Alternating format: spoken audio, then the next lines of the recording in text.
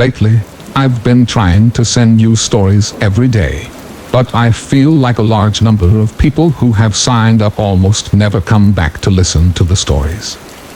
I don't know where that is. Make you unhappy? I hope to receive comments and suggestions from you, and if you find the video good, please give me a like to give me more motivation. For those who have not yet subscribed, don't forget to click the subscribe button and press notification bell to wait for the next story. Now let's get into the story. Story 1. This took place when I was 14 years old, camping in a little area of land in western Maryland where lots of my mom's family had little cabins.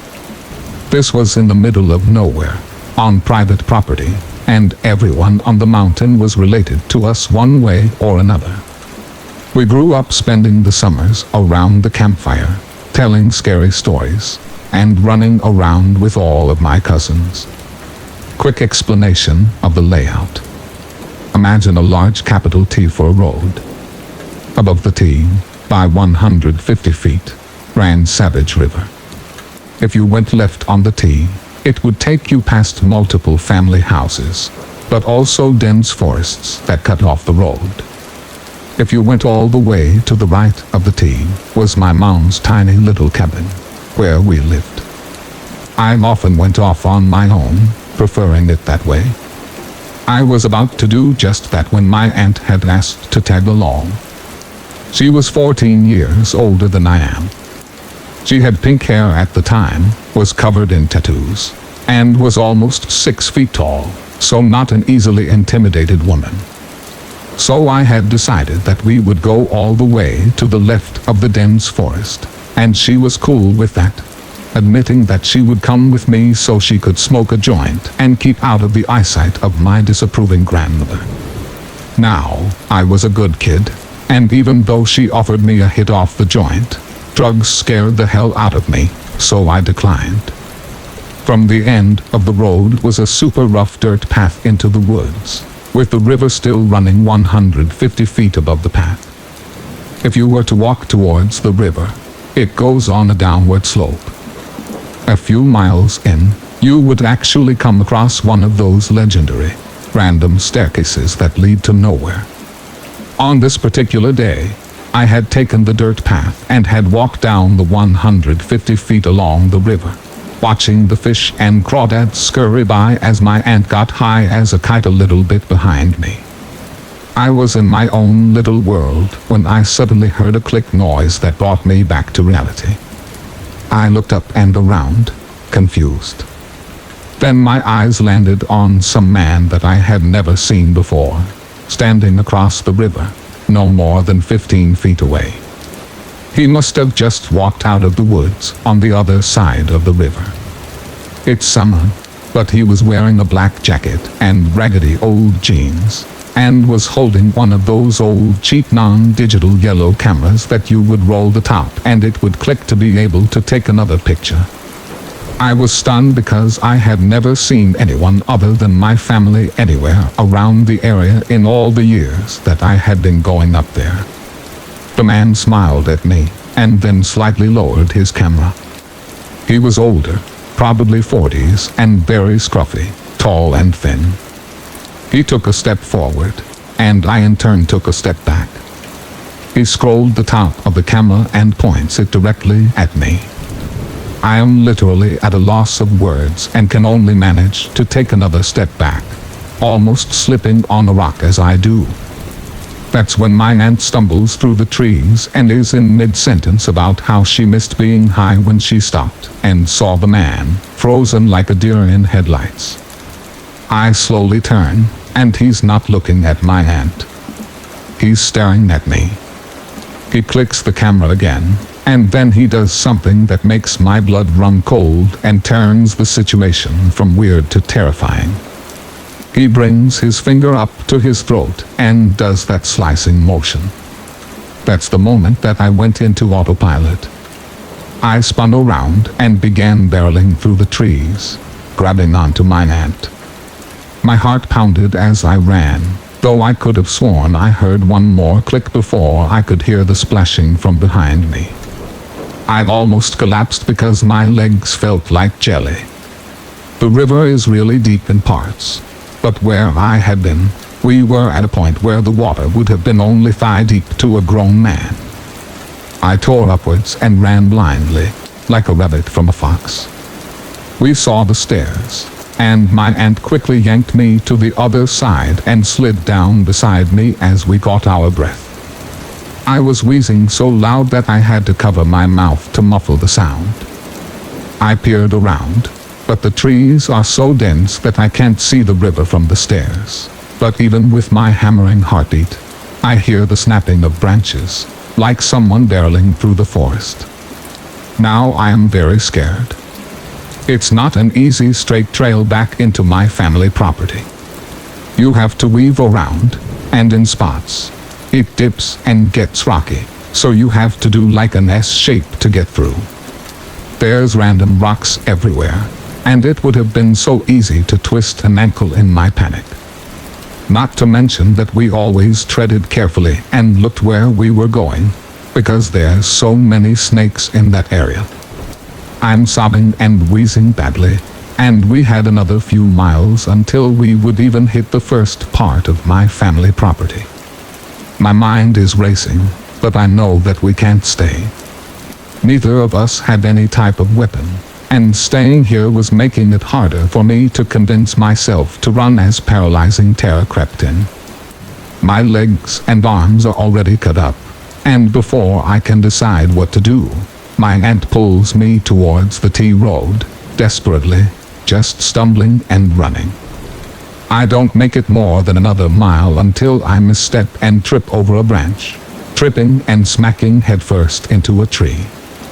I crumple over and taste blood. During the fall, I had bit my lip. I'm dazed, but my adrenaline is still pumping, so I scramble to a tree as my aunt turns and notices that I'm not right behind her. She scrambles back and drops to her knees in front of me, whispering. I'm dazed, but she keeps repeating that we need to keep moving. I'm shaking so bad that I don't think I can walk, much less run.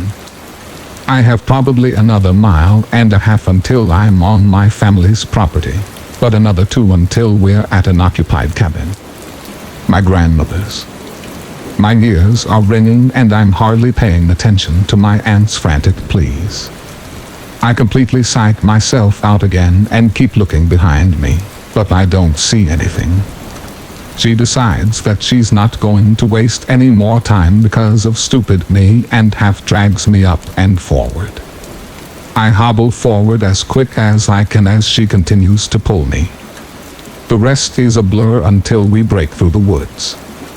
Most of my family wasn't there at the time, so we only stop when we make it to my grandmother's, and I just run inside, sobbing.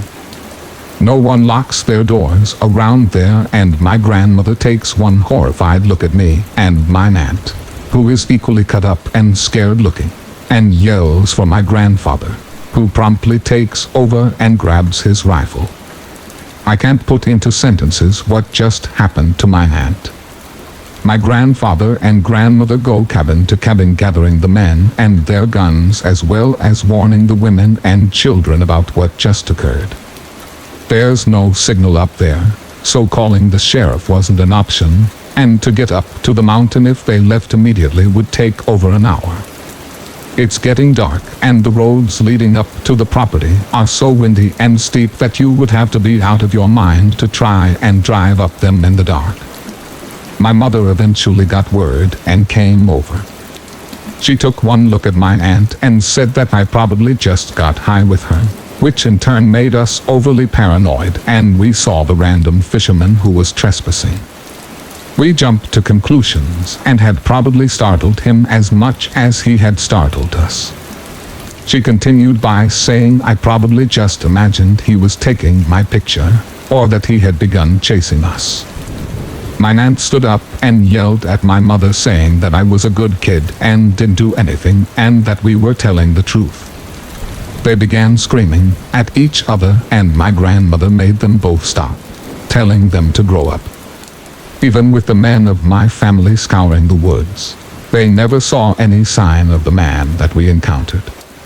Everyone on the mountain locked their doors that night, for the first time in a long time, and to this day all I can wonder is if I'm a part of some weird creepy picture collection, but considering what could have happened if I had been alone like normal, I can live with that. Story 2. This story happened to me December of 2018. I am a recent Navy veteran and have seen and dealt with a lot of situations which made it to where I don't scare easily. Just some insight on me. I am now a 28-year-old male, athletic build, ready to take on the world since leaving the military. For this story we'll say my name is Ron. I started working as a security guard in a Michigan mall, and I was loving my job and the people that I worked with. The night of the 23 RD, I was scheduled to work my first overnight shift, which only consisted of one officer for 8 or 9 hours. I didn't think much of it, so I clock in for my shift at 10 p.m. and get everything ready for the night. My first walk around through the mall, I verify that all the doors are locked, make sure no one is in the mall, and I hit all my checkpoints. The night is running smooth. Around 2 a.m., I start making my way around the mall again to do another check. I'm making my way to Center Court, where we have our Santa set up, and as I round the corner, I froze, to what I can only describe as pure terror. About 30 feet from me, I can see a man wearing a Santa hat, holding a machete. He had this evil look on his face like he was there to do one thing, to kill me. I froze, sitting there, thinking about what I should do next. All I had was a radio and handcuffs. This man had a machete. I did not want to come into contact with him, but I knew there was a good chance that I could outrun him to the safety of my locked office. I knew all the shortcuts and back holes like the back of my hand. Then, an arcade game started playing music, which I guess caught the guy off guard, as he took his eyes off me for a second, and once he did, I made a run for it.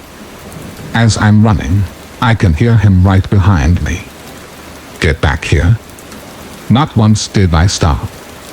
I ran and dodged around the corners and bounded through the halls as fast as I could. I make the final turn to the hallway that my office was in. I had one chance to type my lock code in the door, get in, and shut the door before he got to me. I finally made it to the door, and can still hear him as he's now laughing, hysterically. I quickly and flawlessly punch my code in, jump into the office, and slam the door shut behind me. 2 seconds pass, and the guy slams into the door. I am so glad that that door was reinforced. Suddenly the banging stops. I look to the monitor, and he is standing right in front of the door. Mr. Security Guard, let's make this fast. It will only hurt for a second. I'm freaked out at this point because his intentions are clear. It didn't occur to me right then to call the police. I don't know why. I decided to wait him out.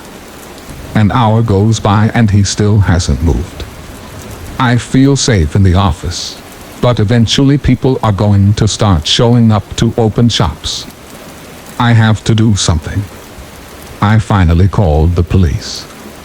They said that they had an officer right down the street.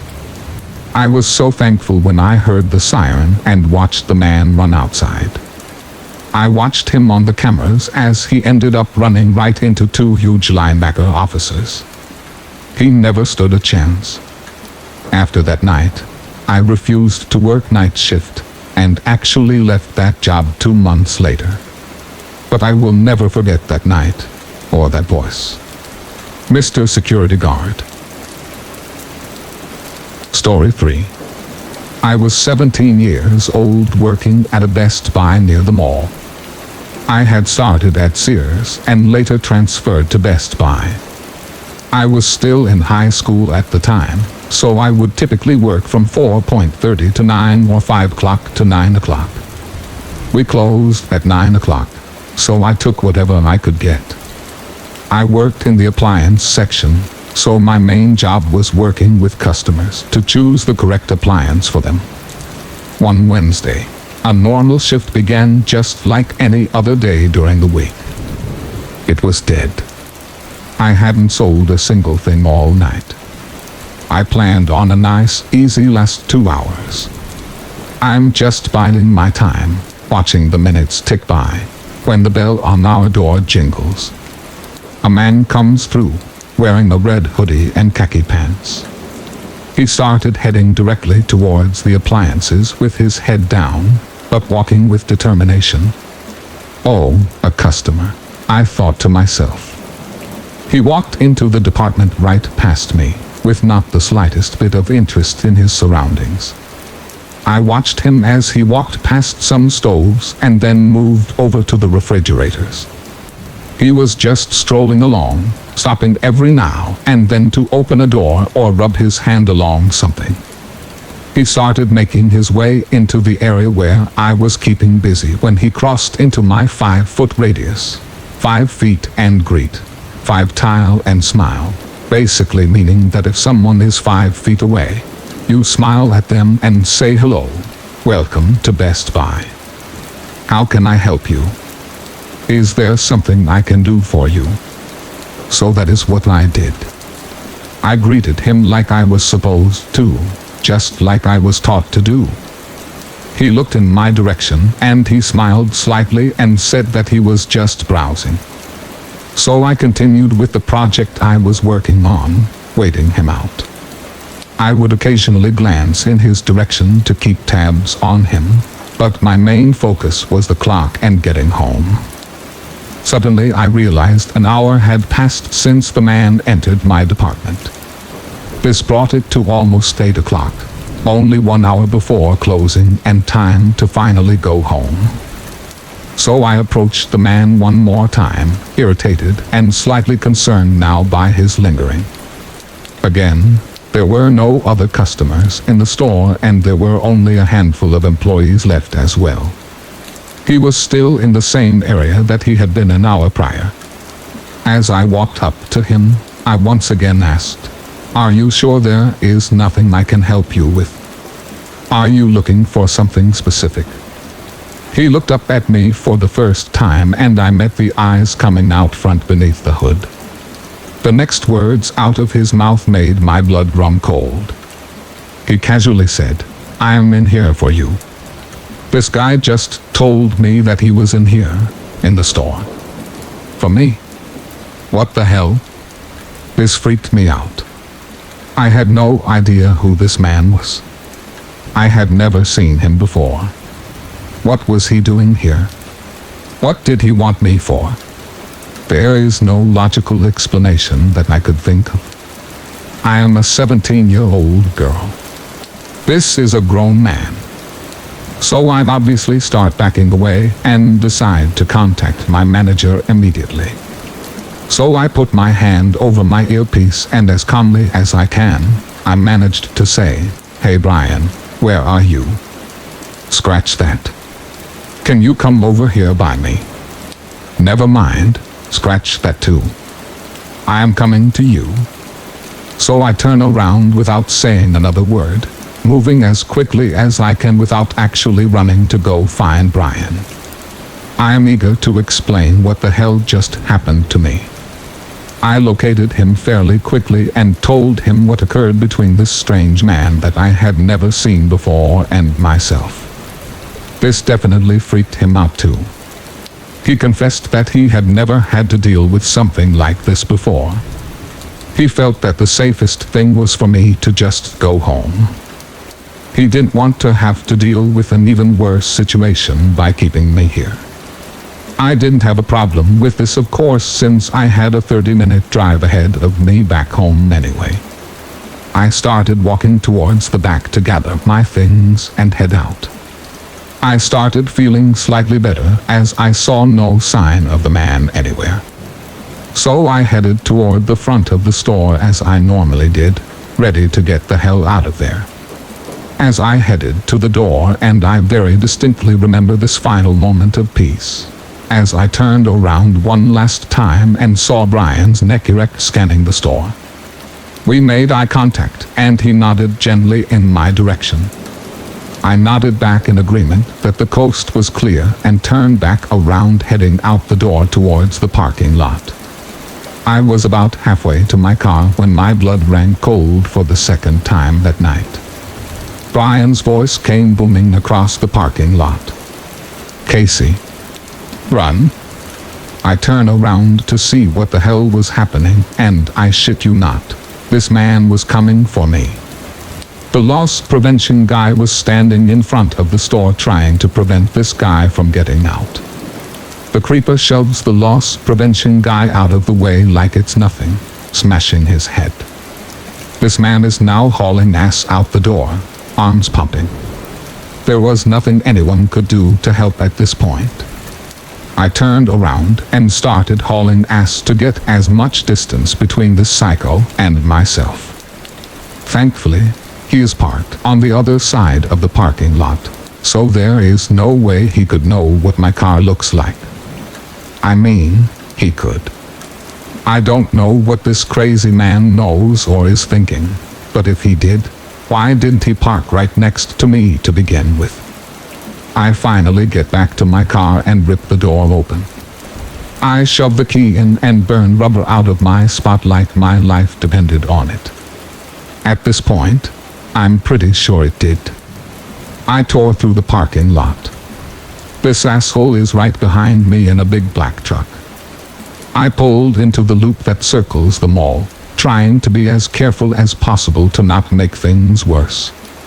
I keep up with the curves, taking them with ease, showing my familiarity, and I think that was the thing that saved me that night. I watched as the truck struggled to keep up with the curves, and the distance between us grew. I was finally getting away from this lunatic. I felt my heartbeat starting to slow as I hit green lights. I took a deep breath as I cruised onto the highway, peering back into my rearview mirror. I sighed the biggest breath of relief as I realized I had finally lost him. I returned my eyes back to the road in front of me, trying to wrap my brain around what the hell just happened.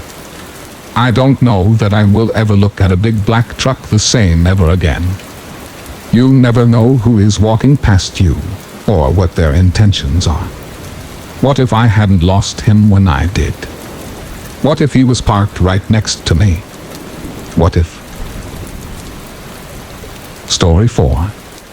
Back in 2013, when my ex and myself first met, we would grab snacks, blankets, and pillows, load them into the bed of his white Chevy pickup truck, and drive until daylight. We lived in a very rural, small town in Alberta. We lived roughly 45 minutes to an hour from the city. Being small town, bored young adults, we had nothing better to do than drive late at night.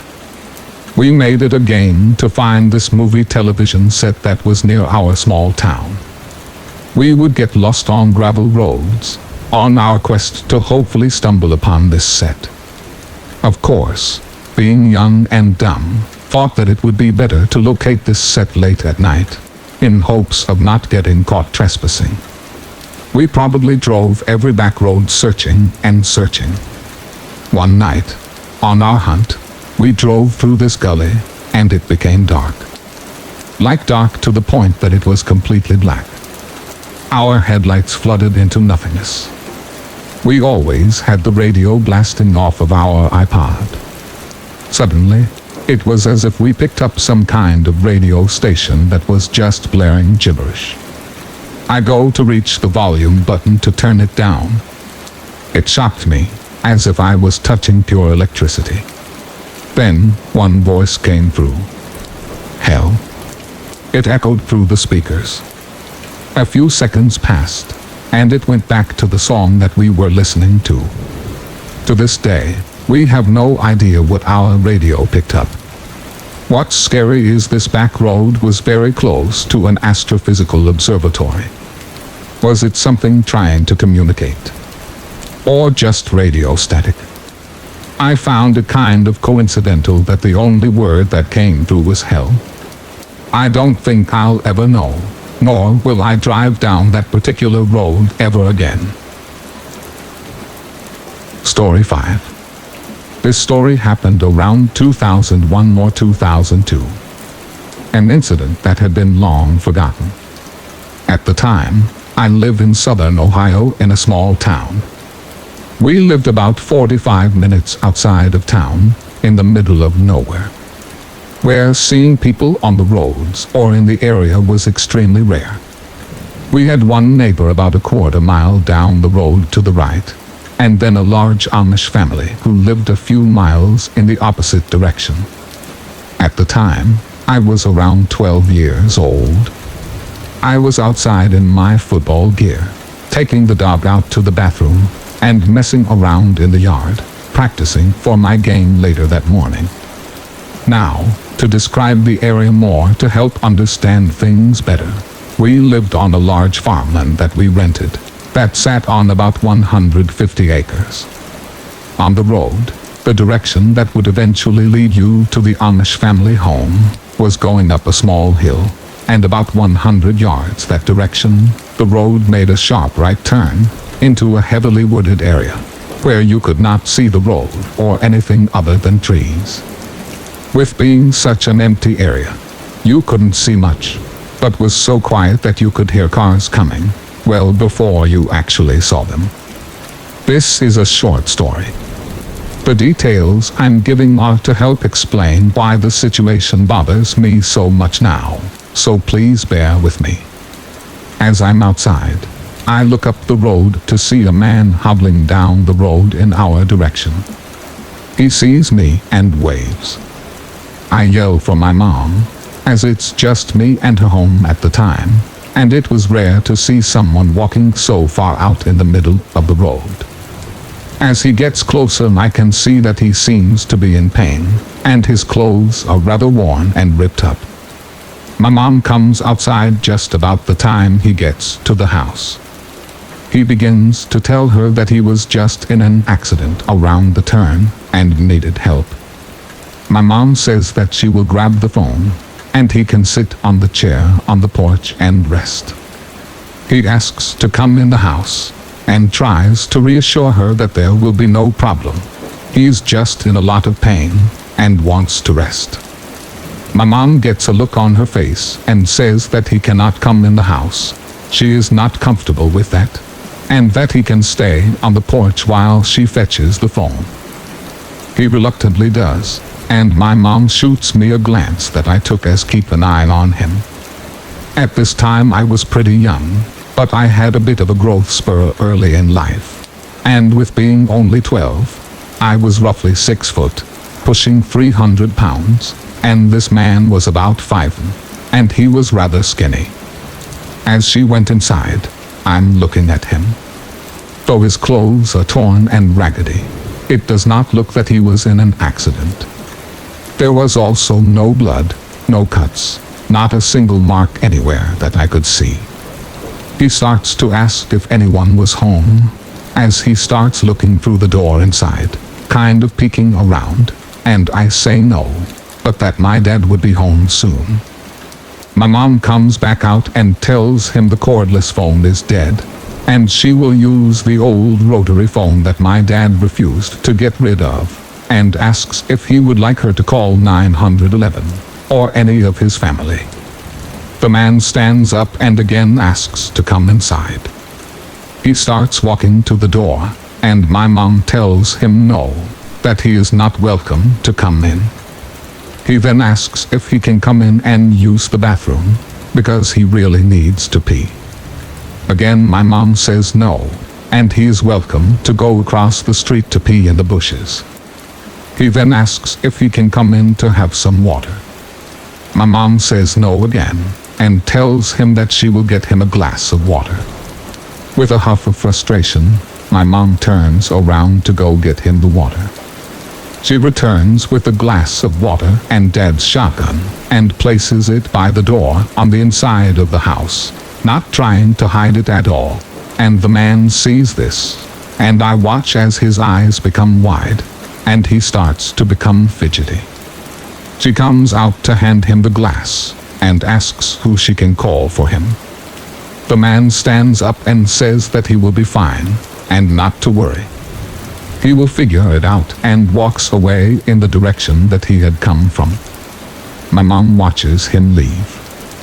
I didn't really understand what was going on and was actually worried that the man was not going to be okay. He said that he had flipped his car and it eventually came to a stop against the trees. My mom said something was off and asked if I had heard anything before he showed up.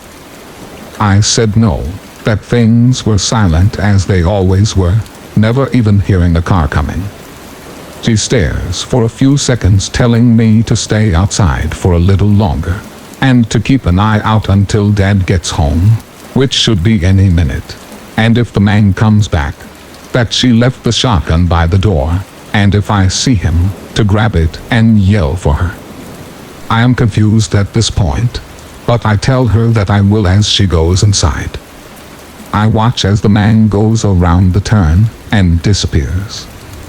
About a minute later, my dad comes around that same turn and finally gets home. I go to him and tell him what just happened, and I only got a couple words in when my mom comes out and starts explaining it. After she was done, he asks what direction the guy came. She tells him which way, and he gets a confused look on his face. My mom asks what is it, and my dad begins to say that he had just came from that area, and there was no man on the road, and no vehicle anywhere. Nothing about this at all was normal. My mom got a worried look on her face, and they go inside, and that was the end of the situation for me. I have no idea what they talked about, if they called anyone or anything. I almost immediately forgot about it all, and I was excited for my football, and was ready to get going. I am almost 30 years old now, and never thought of this until a couple of weeks ago, when hearing a story, which triggered my memory. I've asked my dad if he remembered, but of course he didn't. He has a terrible memory, and it wasn't a situation that he was really a part of. My mom passed away a few years ago, so I don't have the chance to ask her about it. But thinking about it now, I can't help but wonder what was really going on. Why was he trying to get inside the house? Was he trying to rob us? Was he trying to hurt us? Or was the man telling the truth, and became scared at the sight of the shotgun? And if he was being honest, where the hell did he go, and why did my dad not see him? Where was the accident? It doesn't make sense to me, and it has me thinking and trying to figure it out. Were we in danger, or did we just scare the man, who had just had a possibly deadly accident? Story 6. I've always been a fan of horror stories and true crime, which is why it was so strange to have my own experience. So, a little background on me. I'm a 20-year-old male college student. I attend a local community college and live at home. My local area includes garbage pickup. But here's the problem. We have a really big piece of property. Our driveway is a good long walk from the house itself. We normally throw garbage into the garbage cans that are just outside of our house. And then on garbage days, I have to take the garbage cans all the way down near the road, so the garbage man gets them. It's a little bit of an inconvenience, but it's not the end of the world. Some of my friends have to bring their own garbage to the local garbage dump, and I'm just happy that I don't have to put any of this trash in my car. If you're a college student, you probably understand the struggle of maintaining a healthy sleep schedule. If I'm going to be honest with you, I really don't have one. I kind of sleep when I'm tired, and I'm awake when I'm not. Sometimes I get my schoolwork done early in the morning, like 3 a.m., and sometimes it's in the afternoon after class. It really just depends. My horror story begins with me bringing down the garbage cans late one night. What almost always happens is that I don't remember to bring down the cans until the night before, at like 11 p.m., or sometimes even later. This means that I'm making multiple trips back and forth, carrying heavy garbage cans in the pitch black night. I mentioned that I like horror earlier, but I don't consider myself to be someone that's scared easily. The night where the darkness does not scare me very much. I've had a few experiences that we'll all hear a noise or imagine that I see something out of the corner of my eye, but it's never been anything horrible. I never imagined that I would have a bad experience carrying the garbage cans until this night. It was around 2 a.m., and I was moving a really heavy can of trash. It felt like it was at least 70 pounds, full of cat litter. Why, you might ask. My family has 5 cats. Don't ask. That wouldn't have been an issue. But all of this cat litter was in the worst trash can that we had. The wheels both fell off, and the handlebar rips off sometimes if you pull it too hard. So I was pulling this ridiculously heavy garbage can, full of cat litter, that stinks to the high heavens. I get about halfway down my driveway, and the handlebar rips off. The entire can fell over, and at least 1/3 of everything came out into the driveway. I cursed under my breath, and just stood there for a moment, wondering what I was going to do now. My best idea was to sweep it back into the trash can, so I started making my way back up the driveway. I didn't walk very far before something possessed me to stop and turn around. I had this strange feeling that I was being watched. I turned my head and saw a light coming from my neighbor's house. And all the time that I have been doing the garbage at night, I have never seen this neighbor up that late before. I was pretty sure it was an older man. He had to have been at least 60 years old. So it was kind of a surprise to see a light on in his house. It was on the 2nd floor, maybe in his bedroom window. His house was on the other side of the road, and it was about 10 feet away from the road. So it was a good distance between me and him. I just remember feeling really freaked out that there was someone else awake and watching me. What possible reason could he have had for being awake at 2 in the morning? I stood there for a moment, wondering to myself. I was just kind of staring at the window. Again, there was a good bit of distance, and I couldn't see all too clearly. But I felt my heart drop when I saw him walk away from the window. I wasn't exactly sure, but the way he moved made me think that he was standing at his window watching me. I tried telling myself that he was just an old man, and that I must have woken him up or something dropping this garbage can. I got the broom, started sweeping the cat litter back into the can, and then brought it next to the road. I felt his eyes on me the rest of the night, even after he turned off his light. And that was the night everything changed. Every time I took the garbage can down after this point, I noticed him watching me. I even started mixing up the times when I would bring the garbage down, and it didn't matter if it was 2 p.m. or 2 a.m. He would always be there, watching. It was around this time that I also noticed that there must have been a different garbage man. The old guy used to get the garbage out of the can and throw the garbage can itself and the lid on the ground in a really sloppy way. I didn't really blame him. It must suck to be a garbage man. But I did appreciate that this new guy was making the effort to put the lid back on the garbage can neatly. It makes my life easier to just grab them and bring them back up to the house. This was a pleasant change, but it didn't calm my nerves one bit from being watched. I started getting really freaked out. I asked my parents about what I should do, and they told me that I was just being paranoid, that he was an older, retired gentleman and probably doesn't have anything better to do. If I'm going to be honest with you, I don't care how bored or unoccupied someone's time is. I don't think there's a person on earth that would go out of their way to watch their neighbor take out the garbage if there wasn't some kind of reason for it. This went on for the rest of the summer and into the next semester. I started getting frustrated with the whole situation. It still made me feel really uneasy. I read about stalking laws to see if I could report him for something.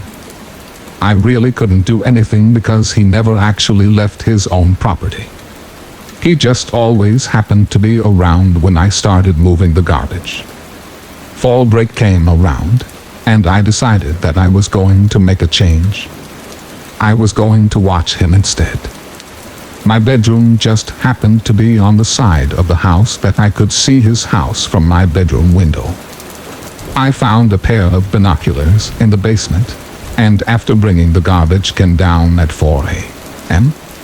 one night, I got situated next to the window and began watching this old man. He didn't turn out his bedroom light like usual, and it seemed like he was just sitting there. A half hour must have gone by before I started getting really sleepy. This guy was just sitting there doing nothing, watching the garbage. I was just about to go to bed when I noticed that he left his bedroom. I tried paying attention to any of the other lights turning on in his house, but he didn't seem to turn any of them on. I looked closely to notice any kind of changes. About 40 seconds went by, and I thought I had completely lost him. I didn't see him anywhere. I just concluded that he was some kind of schizophrenic freak, and that this was just a waste of my time. Before putting the binoculars down, I looked down at the garbage pail and noticed that they were gone. I got really confused for a minute and had no idea what was going on. I waited a few more minutes to see that the old man was carrying what looked like my garbage cans out in front of his own house. He placed them exactly where they had been before. I waited about 40 minutes for him to go to bed. I was only sure that he was asleep after the light in his bedroom went out. I rushed down to the garbage cans and was shocked when I noticed that they were completely empty. That was when it hit me. We never got a new garbage man. This guy started stealing our trash. He must be emptying out in his own house for whatever reason. This honestly really freaked me out. For a moment, I had no idea what to do about it. I started driving the trash to the dump just to avoid having to bring those garbage cans down. A couple weeks of doing that, and I noticed that the old man seemed to be less active around his own house. I don't know what he was trying to do, but it still freaks me out thinking about it to this day. Story 7. As of late, I've seen a fair amount of posts from the perspective of criminals. These posts have inspired me to share a story about a scary incident I had as a kid, and how I became a better man because of it. Between 10 and 16, I spent more time inside of juvenile than I did in school. I had been born into a world of petty crime. All of those around me, including my own folks, had been in the penitentiary at least once, and I never really had known any other life. My friends and I had a little gang that we called the Breakers. As you can probably tell from the name, we specialized in burglary, and we thought that we were the princes of crime.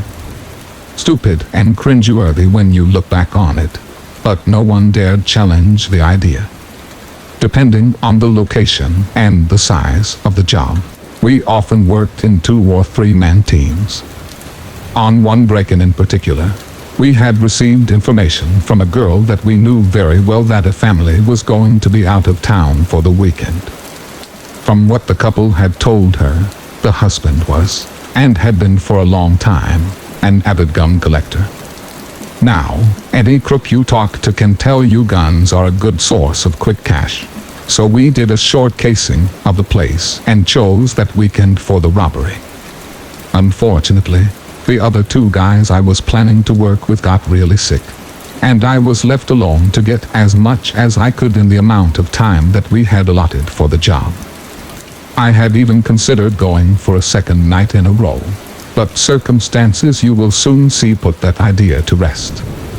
2 nights later, the moment had arrived to go in. I slipped in through the back sliding door, and the steady rainstorm that evening kept any nosy neighbors inside. The only thing I didn't know was the location of the guns. I figured a guy that's serious about firearms would have at least one safe, so I kept my eyes open for one. One by one, I rummaged through each room I came to. No doors were closed, making it all the easier. Frankly, I was surprised at the lack of any real valuables and focused on the search for guns. Finally, I discovered an upright safe and to my great joy, found that it was unlocked. I was counting the money in my head, but that was as far as I would ever get. To my right, in the hallway, I heard a sound no burglar hopes to ever hear, the wrecking of a shotgun. I froze the second I realized what it was. Now, I was counting my last few seconds alive rather than the money. The wrecking was quickly followed by an older gentleman's voice saying, "Stop right there, kid. If you move, I will kill you." I have no doubt that he would have, too. "Look at me, son. I'm going to give you one chance. Someone did the same for me once, and I'm going to do the same for you. However, if I see you again in this house, uninvited, you will not leave alive." I wasn't sure whether I was more terrified or shocked by what he said. As I stared into his weathered eyes, I got the feeling that he himself had seen his share of hard times as a kid, and may have been in the exact same position I was now in at one point. "Do you understand me?" His words were crystal clear, the overwhelming feeling. I was being given an opportunity many in my trade were not given. It poured over me. I simply nodded at him, but was still too terrified to move, and he had to urge me to leave. Well, get the hell out of here. That was all I needed. I ran as fast as possible out of the house, into my car down the block. The fear that he was about to shoot me in the back was there the entire time, but I had to take the chance. While I sat there in my car, I juggled the importance of the scene around in my head. I had just been handed a once-in-a-lifetime opportunity. I feared that if I had squandered it, my punishment for doing so might be terrible. Although I had never been a religious kid, and still ain't for that matter, I knew that some higher power had to have just stepped in and handed me my life. I've never questioned who he was, or what he was doing there. From that night forward, I resolved to change my life for the better. To be honest with you, it was a damn hard path to follow.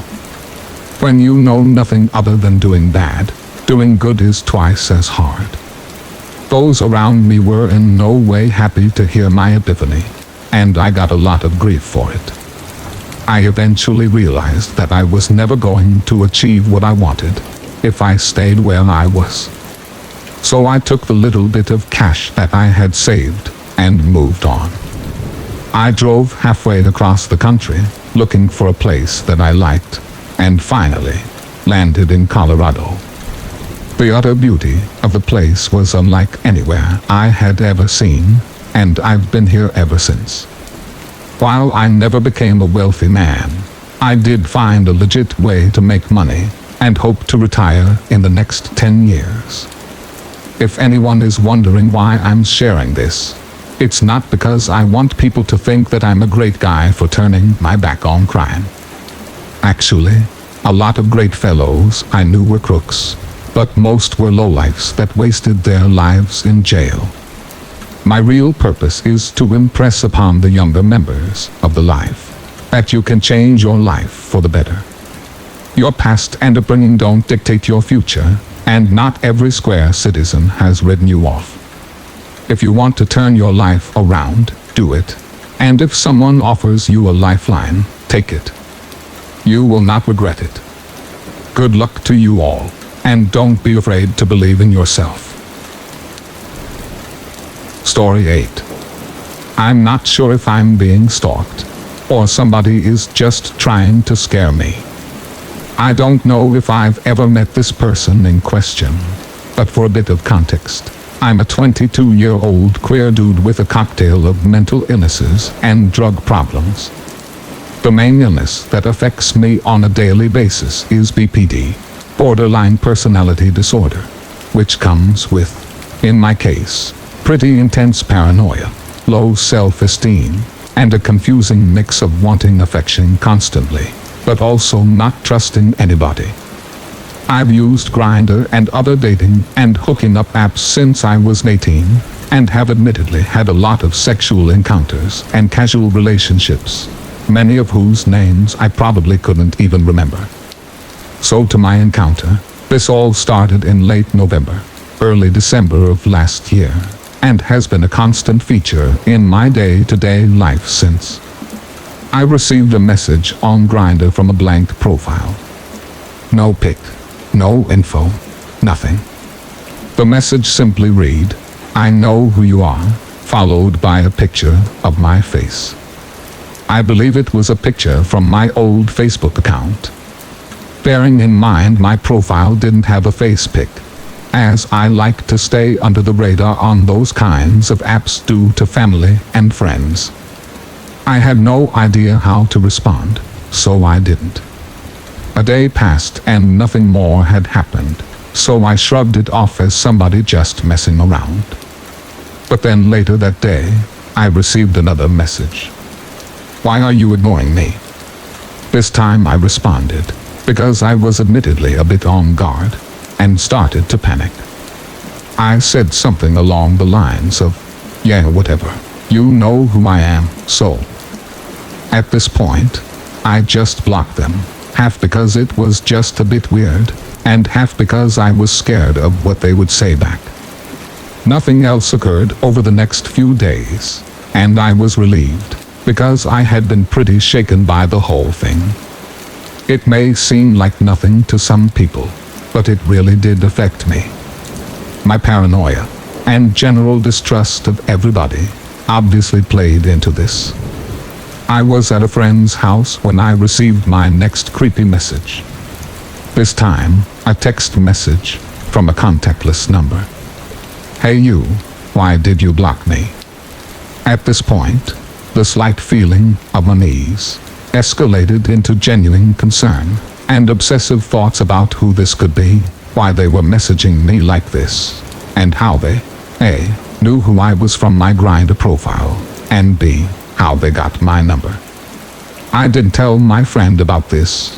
I just put my phone away and carried on like nothing was wrong, but I think he knew something was wrong, because he kept asking if I was okay, or I needed a glass of water, because I was pale and clammy and had gotten really quiet. In the following weeks, I received more messages, off different Grindr accounts, presumably the same person. Messages along the same lines of, "I know who you are, don't ignore me, I'll keep coming back." It was coming up to Christmas, and I just couldn't be doing with it anymore, so I deleted my Grindr account. I made a new Snapchat, and I changed my number.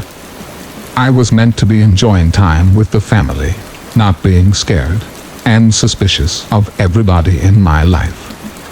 Over Christmas Eve, and up towards the new year, nothing happened.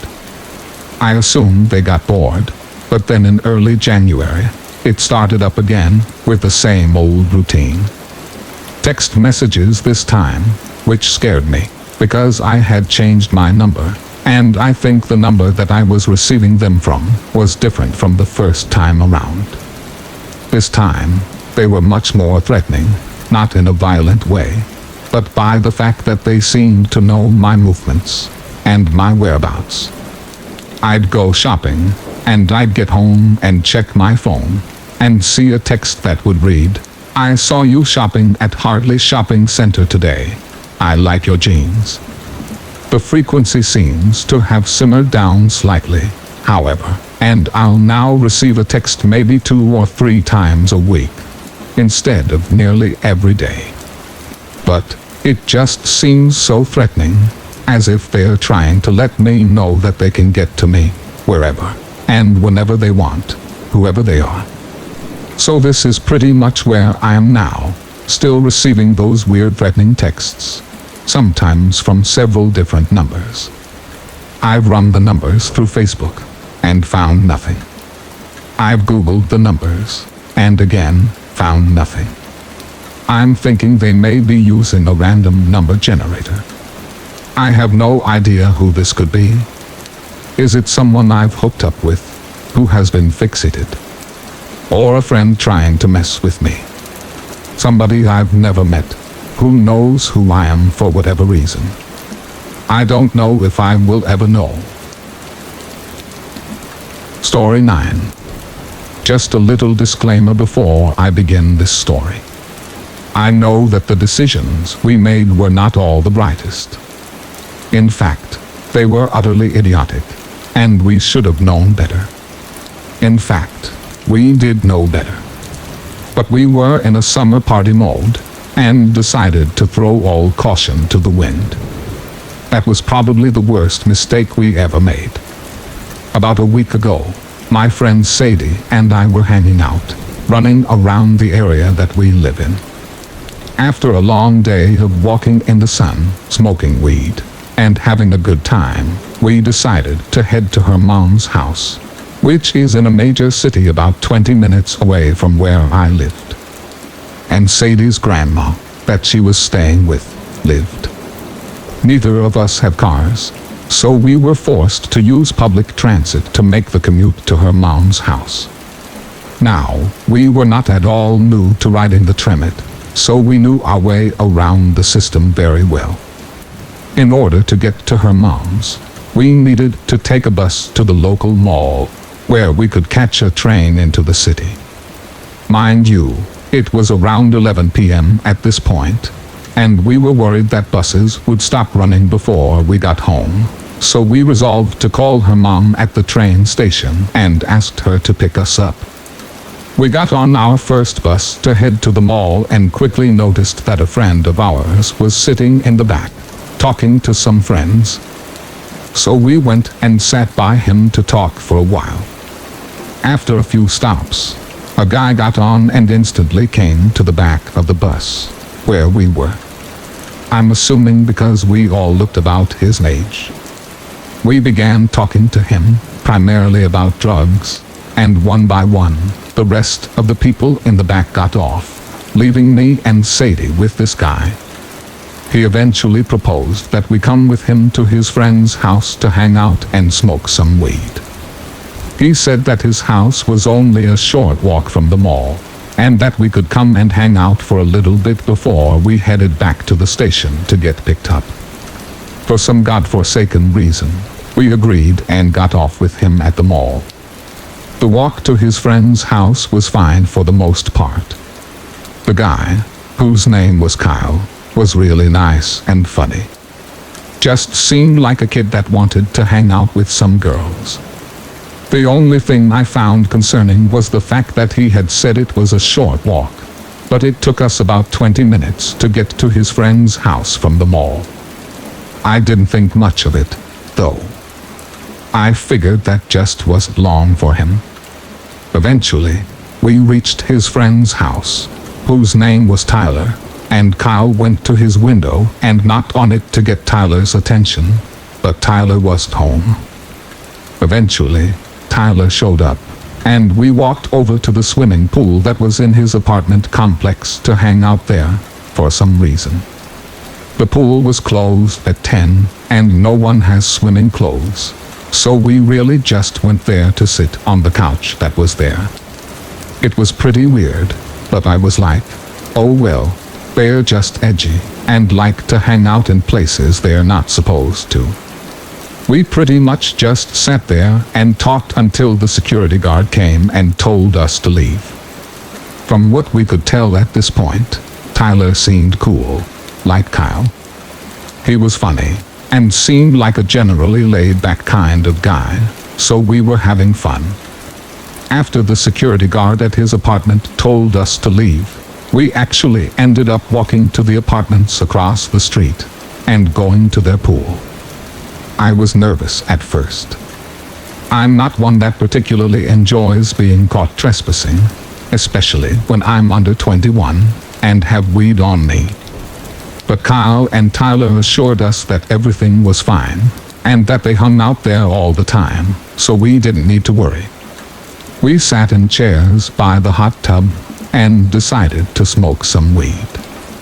His weed was weird looking, but it didn't look like spice, so I figured it was just some outdoor homegrown stuff. We were all having a good time, getting high, but then all of a sudden Tyler says, "I'm gonna kill you guys."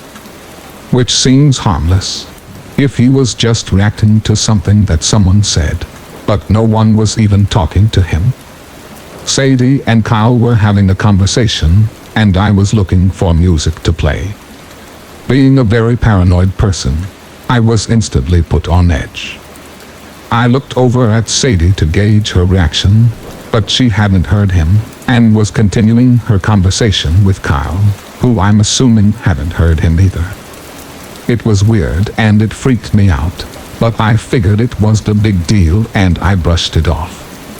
I ended up talking to Tyler about what music he listened to, because I commented on the Korn shirt he was wearing, saying that I also like that band.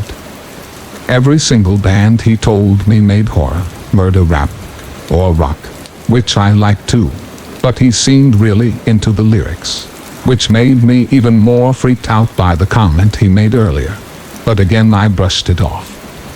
Eventually we decided to head back to his apartment and hang out there, but he warned us that we would need to be quiet, because he lived with his parents and they were sleeping. When we got there we had to sneak in, but earlier he had made it seem like it was okay for us to be there. We just had to be quiet, so the situation was immediately uncomfortable. Sneaking into someone's house is just a little too edgy teen for my taste, but regardless we snuck in and into his room, where we all sat on a bed in a suffocatingly awkward silence for like 10 minutes. The only noise being laughs escaping Sadie and I every few minutes, when we would look over at each other and communicate how awkward the situation was with our eyes. Every time we would laugh though, no matter how quiet we were, Tyler would angrily shush us. Eventually, to break the silence, I asked if they wanted to smoke more weed, and they said yeah, so we started smoking the stuff I had brought. And I started to get stoned, blazed, and that's why I'm so confused about what happened next. I asked Tyler if we could listen to some music, and lo and behold he started playing some Insane Clown Posse. That's when he started getting really weird. I was the only one listening, because Kyle had passed out at this point. It was nearly 3 a.m., and we were all really stoned, and Sadie wasn't paying attention. Tyler started saying, "I'm going to get one of you," and pointed at us all, one by one, with a finger gun while laughing. At one point he literally said, "I'm going to shoot one of you tonight." At this point I was really on edge. My adrenaline was pumping, and I knew I had to get us out of there. I kept waiting until he wasn't looking, and nudging Sadie to get her attention, and mouthing he's weird to her. At first she looked confused, but eventually she caught on, and began shooting alarmed looks my way. Shortly after she realized what I was talking about, Tyler stood up and put a stool ladder thing under his doorknob, so it wouldn't open from the outside. and started reaching into his closet while laughing. I immediately went into survival mode and grabbed the knife I had in my pocket, and I opened it, keeping it concealed. It was like everything was moving in slow motion, and his hand came out of the closet, holding a Nerf gun. I almost started laughing. I was so relieved. But then he proceeded to point it at all of us, then turns the lights off, and leaves the room. My first thought was that although the gun was fake, he could be going to go get the real thing right now. I immediately told Sadie that we needed to leave now. This was difficult though, because she was lightheaded, and thought that if she stood up she would pass out. Maybe we were both really high. I was just standing there saying we need to go now, over and over, until she stood up, and we rushed out of his room. We ran into him in the hallway, and I immediately gave him some excuse that I had an emergency and needed to leave. We rushed out, and got far away from that place as fast as we could. This quickly turned into one of the worst nights of my life, as we were two severely intoxicated girls walking down unfamiliar roads at 3 in the morning, with no protection but one knife, and what little strength we had. We were both incredibly dehydrated, and hyped up on adrenaline, and this was not mixing well with our highs.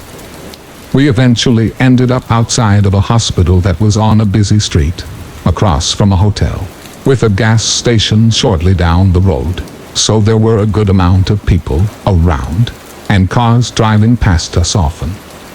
We decided that this would be our safe place, and that we would wait here until the train started running, so we could walk to the station at the mall, and get to her mom's house.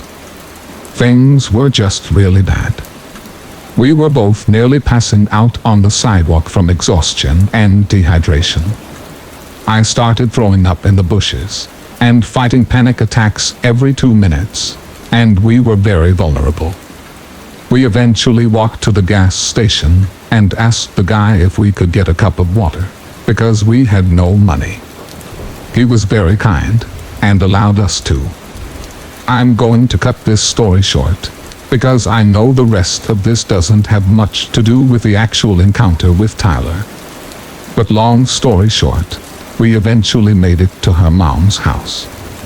We were finally safe, and I don't know if I've ever felt so relieved and comforted in my life. Story 10. This story that I'm going to share makes my skin crawl, and my whole insides cringe just thinking about it. I grew up in a small town in New Zealand, and had recently moved to a big city for a university. The town I grew up in was really rough, and a gang-oriented place, so I was always somewhat weary of strangers. However, not little old white men and mobility scooters. Living in a big city was awesome, because I got to go shopping in malls and Kmart. Kmart in New Zealand is probably the equivalent of Walmart in the US, but us Kiwis seem to love it a lot. One day I was shopping at Kmart, looking at the dog beds, which were at the back aisle of the store. Kmart is huge, and the back aisle is the entire length of the store. I get this feeling I'm being watched, and I see an old man in a mobility scooter at the opposite end, staring at me. I gave him a smile, and turned back to browsing, when in my peripheral I see him racing towards me in his scooter at a great speed. I immediately assumed that his urgency must mean he needs some help reaching, or finding something, so I turned to face him. He was a harmless old man, right? Wrong. He quickly starts chatting to me, and sharing personal things with me without actually greeting me. He starts telling me how I look like his wife, who had passed when she was younger. Then he starts telling me how lonely he is. So I start to feel so much pity for him, and then the conversation starts taking a weird turn. He starts to tell me how he likes to dress up and feel sexy in women's clothing.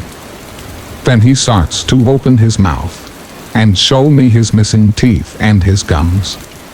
The sudden turn of conversation startles me, and I start to realize that I need to end this and leave him immediately. After several attempts at saying goodbye, he finally agrees to let me go and holds out his hand for a goodbye handshake. Desperate to leave, I agree to shake his hand in order to leave him alone. Suddenly his grip tightens, and I can't pull my hand away. He forces my hand towards his mouth and begins to make out with the back of it while swishing his tongue across it in circles. I aggressively pull my hand back and sprint out of the store in shock. The air from running makes the back of my hand feel cold and slimy.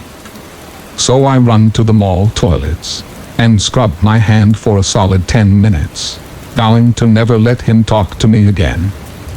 So I thought I'd never see him again, until just recently I did. I was on the bus to you and I, when he gets on without his mobility scooter and a walking stick instead. Thankfully I had someone already sitting next to me, so I felt safe. However, his eyes scanned the bus, and when they met mine he immediately smiled. So when the bus got to the interchange, where everybody gets off and gets on, I quickly rushed off the bus so I wouldn't have to see him.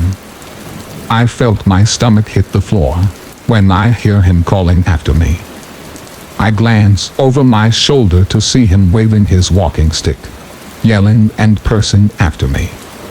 I quickly rush out into the shopping store to lose him, which is a success.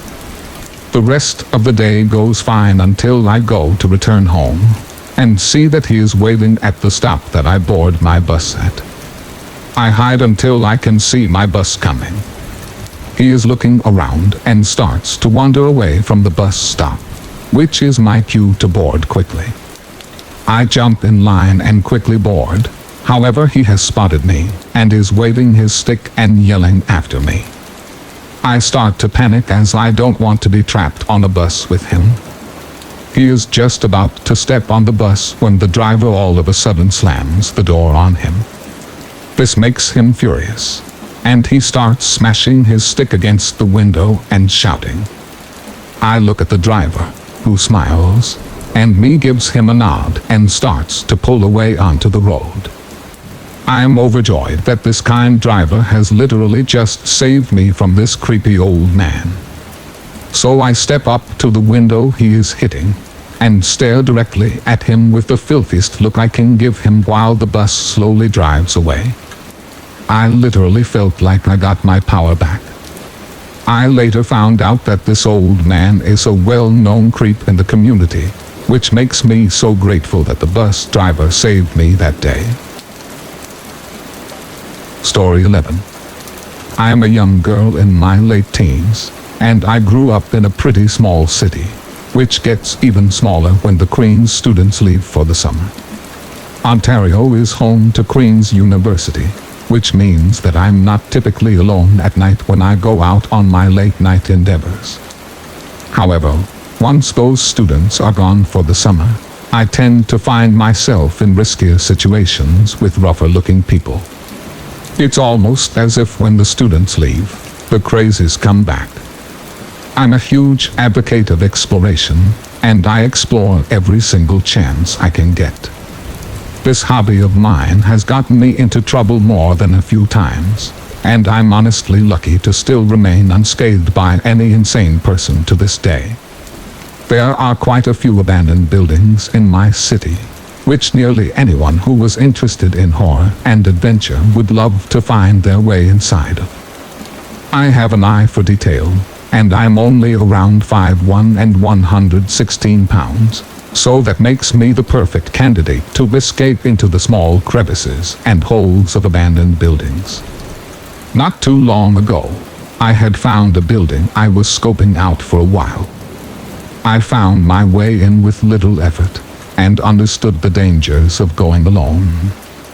I'm a risk taker, but I'm not stupid. So of course I had someone with me. Now let's just say I wasn't expecting this person to be as flaky and easily frightened as they were. So most of the rooms I entered I had to enter on my own, equipped with a flashlight and a bag, in case I found anything super interesting. I explored the dark corners of this building that I didn't expect to be so huge. I found a journal with writing in it that looked to be like a foreign language, and even with my knowledge of different languages, I couldn't decipher what this person was going on about. I also saw multiple mathematical formulas, but with a type of math that I hadn't seen before, surrounded by mob symbols and drawings. There was also a ton of zodiac signs, and talking of the planets and their rotation, which was enough to put me off in itself due to the fact that my own zodiac sign was heavily underlined and rewritten multiple times. Of course, I didn't piece anything together here, because it's extremely unlikely anyone would be in the building with me, but I started to feel even more on edge as the night crawled on. I make it a promise to myself to check every room, because I didn't crawl into a dark hole for nothing. My friend had opted in staying near the entrance, and I obliged simply because arguing would lead to noise, and noise led to alerting others of my presence. I continued looking amongst this dark, eerie building, which contained this thick air that I almost felt like I had to sift through, as if it was a thick, visible fog. I had already seen a bed, clothing, books, stickers, anything you can think of, but abandoned buildings commonly house these items, as I'm not unfamiliar with squatters staying in places for a few days, then moving on. However, in all of my years of exploration, I never encountered someone who stayed in a building or approached me in a building that I entered. I started to get deeper into the building. I went down the stairs and walked down the dark, wet hallway. I felt like I had been here for hours, that there couldn't be anything else that I hadn't explored already. As I got further away from not only my friend, but the exit as well, my basic senses started to heighten. I thought it may have been due to this that I started to smell a disgusting odor near me, one that I hadn't noticed upon initially entering. I was stuck in a hallway with little places to go, so I entered another room, hoping to escape the smell. However, the smell started to turn into footsteps, and I realized the room I was now standing in was barricaded in some way with mattresses against the walls piled on top of one another, needles around my feet, and children's toys scattered carelessly. No red flags go off in my head when I'm in an abandoned building, until I stumbled upon children's clothing or children's toys. That's where I always draw the line. I turned around and told myself it was time to leave, but I didn't feel like it was just me that was going to be leaving. I started walking back the way I came, finding my way through the mess and the clutter, the disgusting odors and tapping of feet and plunking of water. I hated it there. I hated the buildings I explored that only had one exit. I knew if I made one wrong move it could lead to something awful, so I didn't turn around. At this point, either due to adrenaline or my senses heightening, which I believe to have been connected to my adrenaline kicking in, I could literally feel somebody behind me. I heard, I smelled, and felt the presence of somebody walking no more than 6 feet behind me. At this point, I picked up my pace, but in a way that wouldn't be too obvious. Now when I reached the exit, I cannot explain the euphoria I felt. It was such a relief to see my friend and tell her to get the heck out of here. As soon as I started making my way to the hole to exit, I felt a strong grip on my right leg, and my heart literally stopped. Whoever was in this building had clearly been following me and watching me the entire time, but didn't bother touching me until the second I tried to leave. I didn't even look back. I just started kicking my leg and screaming. At this point, I didn't care about people hearing me. My friend quickly caught on and started screaming too, then reached for both of my hands. Whoever had been gripping my leg had gripped me so hard. When I finally broke loose, there were red indents on my calf. We went home and literally didn't speak another word about it. Actually, I tried changing the subject in my shivery voice, because I was so scared whoever this person was would have been following us home too. Long story short, we weren't followed anymore, and my friend proposed that it may have been somebody else exploring, or a teenager up to no good that wanted to scare me by following me and grabbing me so I would assume I was in danger. Personally, I don't believe that. No normal person smells that horrible, or has that much time to follow around a girl through an abandoned building. That, to my initial inspection, had been abandoned for nearly 3 years. I assumed it was safe since there was no sign of anyone for so long. The next morning there were purple bruises on my leg. I didn't go to the police, because it's not a great impression to be entering abandoned buildings in the first place. I don't know what to make of this experience, but I am so happy I'm alive, and whoever that was didn't grab me sooner. Always bring somebody with you when you explore buildings. If it wasn't for my friend grabbing me, I don't know if I would have been able to kick my way out of there. Story 12. My crazy story began when my family and I moved to another church when I was about 16. The youth president from said church started to be really friendly and would appear wherever I was at the church. If I went to the parking lot, he was there. If I went to the bathroom, he was there. If I went inside the church through the back door, he was there. I never thought he was stalkerish, just annoying. For about a year this guy followed me around, and he would leave gifts on the hood of my car, gifts that I would get and throw in the trash immediately. He wasn't that bad, so I never told anyone. I was very innocent and naive. Then along came a new guy to our church. There was something weird about him, like his eyes were dead. He reminded me of a zombie. I never talked to him, ever, but he took an interest in me.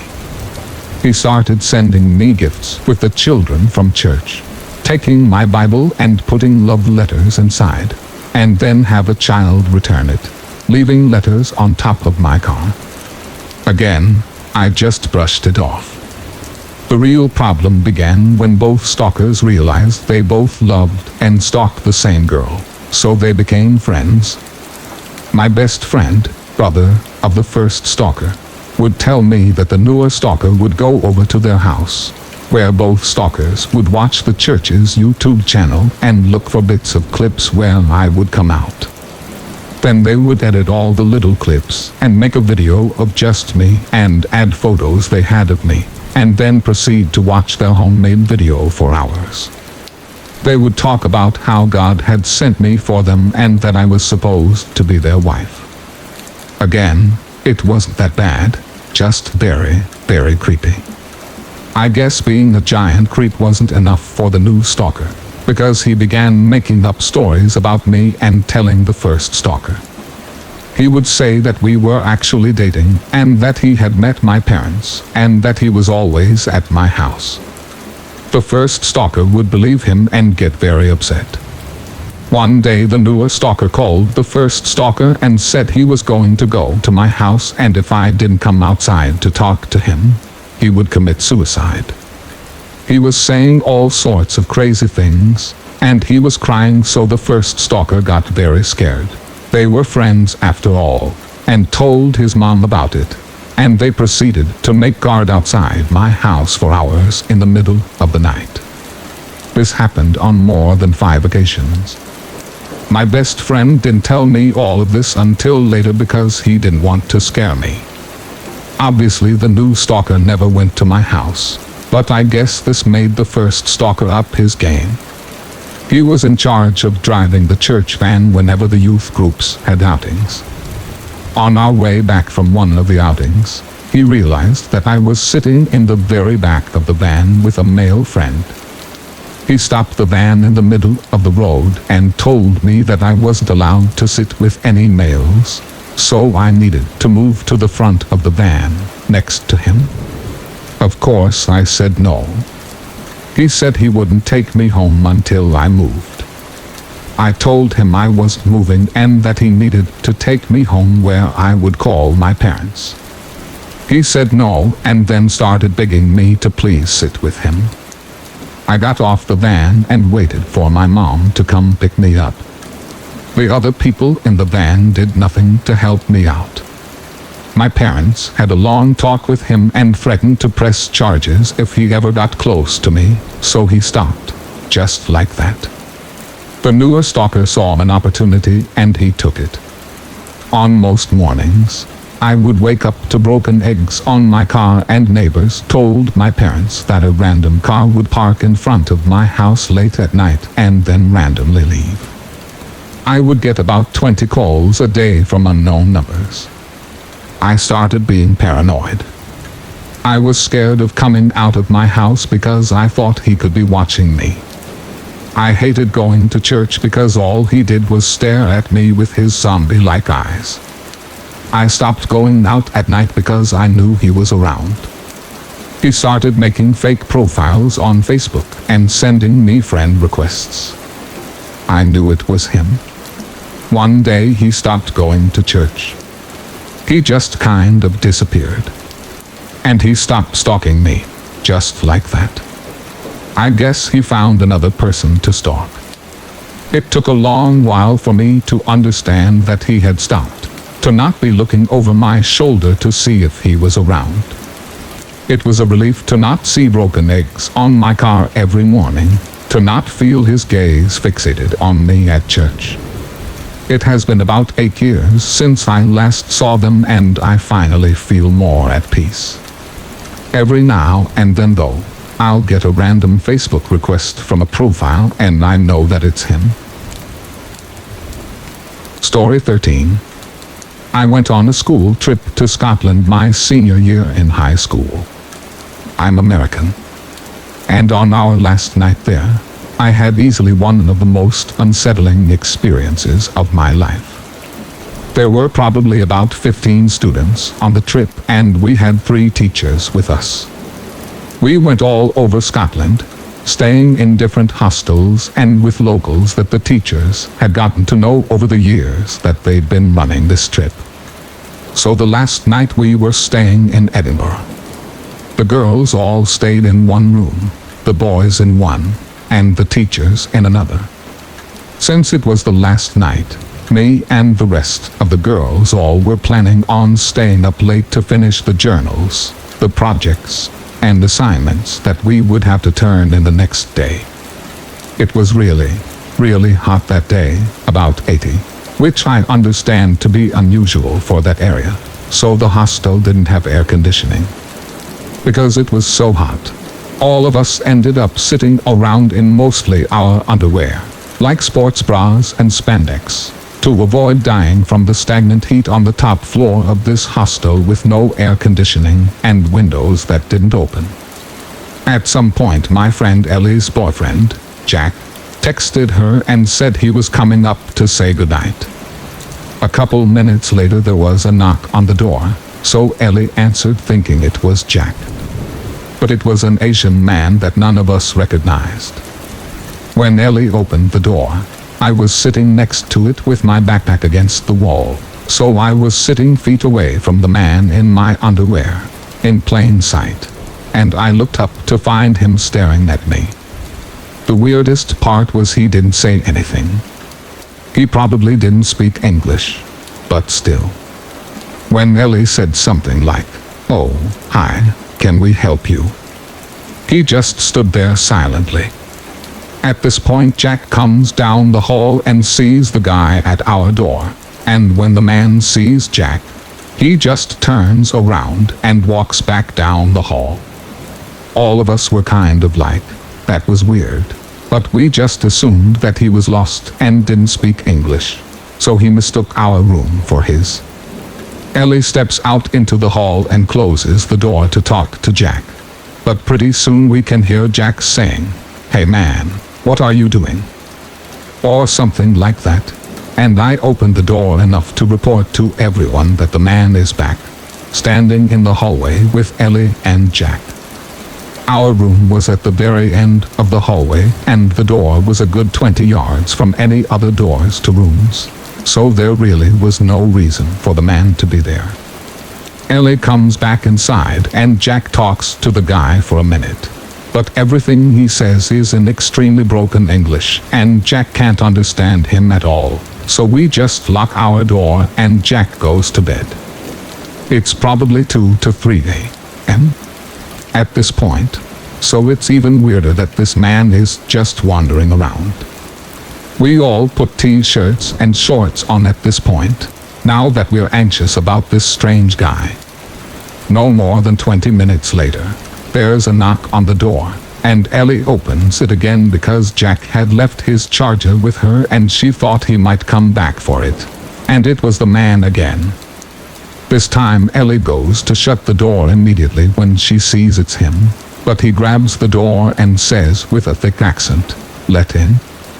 Ellie forcefully closes the door and I scooted a foot over to sit in front of it while she locked it, with my back against it so he can't open the door before she gets it locked because there was no deadbolt. Everyone in the room is now just staring at each other, silent and wide-eyed. Then the man starts banging on the door, screaming, "Let in! Let in!" He's obviously pounding with his fist, and I can feel him hit the door with his full body weight trying to get it open. Everyone in the room is frozen, and we expected it to just pass. But after about 5 minutes of the relentless yelling and banging, I said someone needs to call a teacher. So another girl tries to give a teacher a call, but we're in Scotland, so we don't have many service. We text the teachers hoping they'll wake up, and then send a text to the group message of students on the trip telling them that there was a man trying to get into our room and that we needed to get a teacher up here as fast as we can to help. Apparently Jack had been uncomfortable with the man since he met him in the hall and had been up thinking about it. So we saw the text pretty quickly and went to our teacher's room. The banging had been going on continuously for about 15 minutes by the time a teacher was on his way to our room, but all of a sudden the banging just stopped. 20 seconds later there's a polite knock on the door, and everyone in the room stays silent until our teacher says it's him. We open the door and can see the man walking back down the hallway, and I point him out to our teacher, for there's nothing he can really do since the man stopped and didn't speak English. Our teacher told us to text him if it happened again, and he would contact the hostel staff to get the man removed, but it never happened again. I still wonder why that man was doing it. There's a possibility that he was genuinely convinced that our room was his, but he would have had a key that he realized didn't work instead of just banging on the door. It all was just generally a very strange and unsettling experience. This happened probably about 15 years ago, pre-cell phone days. My mom and I had gone to a movie at the movie theater by my house in the evening. It was so fun, and I really enjoyed our time. My parents were really awesome and took us out for outings like this on occasion, sometimes as a whole family, sometimes just one-on-one. The movie theater we had gone to had one of those Dance Revolution games, and at the time I was in love with those games. I begged my mom to let me play it, just once, before we went home. She said yes, and stood to the side of the machine while I booted up the game. I was wearing terrible shoes to play. They were like dress shoes with a slight heel, and so I didn't do very well. So I only wanted to play one round and then leave. As I was playing, a man had walked to my mom and had started a conversation. I have no idea what it was about, but my mom is a very polite person. and so she made small talk as she waited for me to finish up. I finished, and we went to make our exit. And this is where it got weird. The movie theater itself did not have a very big lobby, but it had 2 sets of doors with parking lots on either side. The front door came out into a larger shopping complex parking lot, and then the back door faced out into a small parking lot with overflow parking across the street. The doors to both sides were also flanked by a very large floor-to-ceiling windows that allowed pretty good eyesight into the parking lots. I thank God we had parked in the front parking lot, because at the time there was not much happening in the back and way less people. The man had walked out with us to the parking lot to go to his truck. As a child, my siblings and I were always taught to be wary of strangers, even the ones that seemed kind. For that reason, I was very on edge that this man continued to walk with us and make conversation with the woman and her young child. I kept thinking that I should say I had to go to the bathroom so we could go back inside the busy, well-lit theater. My mom must have been thinking the same thing and stopped very abruptly and said to the man that she had forgotten something inside the theater, and very firmly and quickly led me back into the movies and into the woman's bathroom. We got inside the woman's bathroom. My mother very quickly explained to me that the man had been digging around in his pockets and kept saying that he couldn't remember where his truck was. My mom explained to me that she did not want the man to know what our car looked like. I suspect now that she was worried that he would overpower us and force his way into the car. He was probably 300 pounds easy.